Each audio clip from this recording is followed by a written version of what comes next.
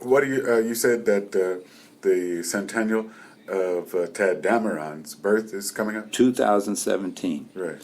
Now, the good thing and the difficult thing, it can be how it depends on how you look at it, is that he and Monk were born the same year. Oh, right. So, right. so it's going to be interesting. Tad could get overshadowed by all the celebrations for a month. Yeah, and I think to a certain extent he will. But I've got a lot of people, there are a number of people who are interested in doing something special with Tad's music that year. And what I've been what I've put out to people is, well, you know, Tad and Monk were both friends. They were both mentored by Mary Lou Williams. And they represent the diversity of what we put generally as bebop, because they're both stylistically moving in a same general stream, but stylistically they're different from Bird and Diz, even though they collaborate with them. And Tad very much collaborated with Bird and Diz. You know, he was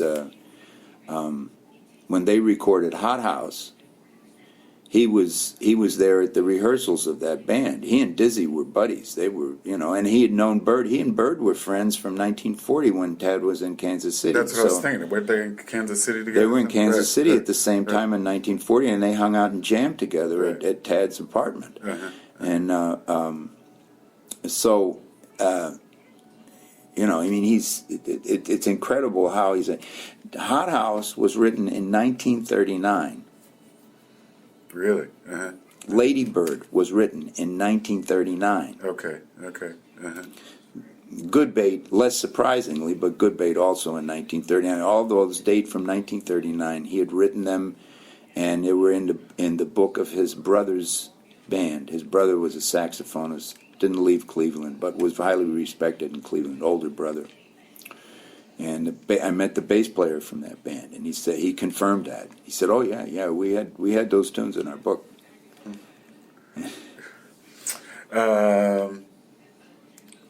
Anything else you'd like to say? Oh, I know what I'd like to ask you. You were active with Jazz Boston. Yes, I was. Have you found anything like that here in the? Oh yeah, there's in fact, the lady was going to be up here, but she couldn't make it. Who was telling me that? And I'd have to look in my phone. But there's a Southern California Jazz Society that does a lot of things, and of course the Bay Area is SF Jazz. Holy cow! Yeah. I was listening. I had gotten this. I remember, if you remember last year, they gave us this CD of the high school. The SF Jazz High School All-Stars, and I had never gotten around to playing it. It was just when I was packing up the CDs, I said, "Oh yeah, there's that." So I set that aside to carry in the car with me when driving out. I'm listening and said, "Oh my goodness, high school!" You know, they were certainly as good as any really good college band, and there were a couple of soloists in there who played with a lot of musical maturity. The solos were well constructed, and you know, and the ensembles, hitting everything. Oh, it's fantastic. So there's all kinds of. Back in Boston, we have a very deep pool. Yeah. But we don't have the kind of institutional support that I find out here. It just doesn't exist, you know. And why do you think that is? I don't know. It baffles me. Why? You know, I've wondered for years why the city of Boston doesn't work out its entertainment licensing policies to take advantage of all the diverse musicians, and the pool is deep in all these different genres, as you know, and just make it possible for music to be coming out of every little doorway, and use that as another selling point. It's another resource that the city has that they're not dealing with. Friends of mine who had a blues club in Brighton and lost their lease, and so they closed up. And they were telling me they were really frustrated with how the whole licensing thing was really not friendly to live music at all. And they had gone through a lot of hoops just to have live music in their venue.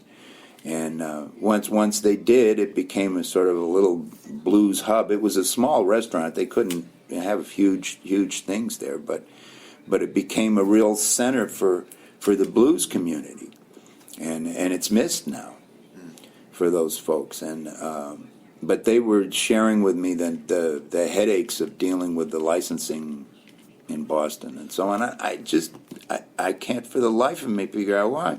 Or why GBH? Why GBH has done what it's done? You know, why go toe to toe with WBUR? You know, there's already all news. That broke my heart because you know they were my friends were working there. I'd come in and cover for them every now and then, and I've forgotten his name. But there was that wonderful classical music guy in the afternoon. I can't remember his name, but we had become friendly, not buddy, but we were on very friendly terms. And he did really fine programming. Not that, you know, classical music wallpaper kind of thing. No, or like that Richard Knisley that you had at GBH. Right. Oh, I loved listening. Coming home from teaching or on the way from teaching grade school to doing private teaching, I'd tune in, and it was always fascinating. It was like, you know, he'd dig deep into the things and have those wonderful young artists come in and play, and you know. So why I guess there's some calculus behind that. The whole all talk thing just has me baffled. I listen to NPR News. It's a good news source, and some of the more in-depth programming they do I'll listen to it. It's good, but do we have to have it wall to wall?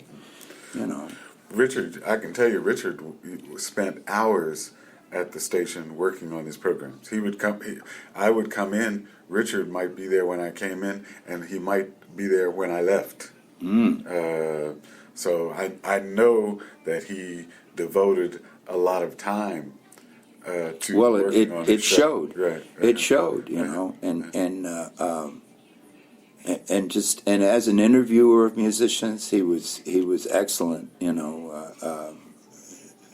He was first class. I was so sad when they let him go, as I understand, and you know, and it's that kind of thing, you know. And then Berkeley's a two-edged sword, and that's I don't say that to disparage the institution. I mean, it is what it is. They do what they do, and that's what they. But they're the big dog in the thing, and since there aren't any other large dogs in the community, they suck up all the oxygen. Right, and if you aren't connected with Berkeley, you know, it's like. Well, I think Joe Locke finally played with some other people at some Berkeley event. You know, a concert in Berkeley that he was collaborating with some other people, so he was on the thing. But at the Jazz Summit in Rochester several years ago, Ken Irwin and Joe and Joe's manager, Tom Marcello, and I, and a couple of other people were all standing around talking, you know, in between sessions and whatnot. And Ken says, well, Joe, when are you coming to Boston? Because even though he's out in Amherst, he would have made it and come into Boston to hear something. Right. And Tom answers the question. He says, never. He says, Boston is a black hole. Really? Well, I remember a few years ago, I wanted to hear, Kenny Barron was doing a tour. He played in New York State. He came across, he played in Burlington. He played UNH. He played in Providence. And he went back to New York. He never played in Boston. Well, he has played at both Scullers and the Rebellion. Oh, I know, you know, but it was interesting on this tour. He didn't bother playing in Boston. Or Dee Dee Bridgewater. Dee Dee Bridgewater had that concert booked at the Wang Center. And they had to cancel it, they didn't sell enough tickets. Yeah. Hello? Right. One of the great divas of all time couldn't sell enough tickets. It just was even when she had her NPR program. Of course, I don't know, and there's that too. You know why NPR does still have some good jazz programming available. Why don't you mix that in? You know, it's just I don't know what it is in Boston that you know. And as I say, it's not even just jazz. It's across the board. It's music. It's like I don't know. All they want is sports. I don't know. And news. And news, you know. And And do you have anything to say to wrap up? well, Hello, Boston. hello, Boston, and hello to all my dear friends in Boston. I'll be coming back in the springtime for a visit, and I already have a couple of gigs booked. Oh, you do? Oh, good. I just have to leave town in order to get bookings. And no, it's been a great time in Boston. How long were you though, there? and, How long were you there? well, from '72. Okay. You know, Okay. so I lived there a long Yeah, time. yeah. You know, and I just had a lot of wonderful musical friends in Boston, and they'll be my friends going forward. You know, even though I'm out here. Nice thing with all this Facebook and Right. email and so on, we don't have to be too far away from each other. Right. So you let me know when you're coming back to Boston. Yes, I'll be around Easter time. Okay. Yeah. Okay. Thank you, Paul.